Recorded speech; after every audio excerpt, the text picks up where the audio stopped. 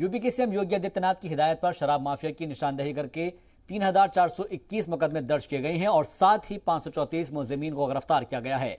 367 शराब माफियाओं पर गैंगस्टर एक्ट लगा दिया गया है और साथ ही 11 शराब माफियाओं की कुर्की और 101 शराब माफियाओं की 1 अरब 13 करोड़ से ज्यादा की इमलाक जब्त की गई है।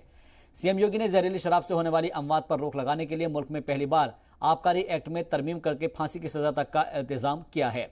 रियासत में शराब माफिया का सिंडिकेट तोड़ने के लिए यूपी पुलिस और आबकारी महकमा मुश्तरका मुहिम चला रहा है। पुलिस महकमे की जानिब से जुलाई तक के आदाद-ओ-शुमार के मुताबिक जुलाई माह तक 162 शराब माफियाओं पर गुंडा एक्ट के तहत कार्रवाई की गई है और 196 मुलजिमीन की हिस्ट्री शीट खोली गई है। इसके अलावा 2 असलहा लाइसेंस रद्द कर दिए गए हैं और 154 मुलजिमीन को जेल भेज दिया गया है।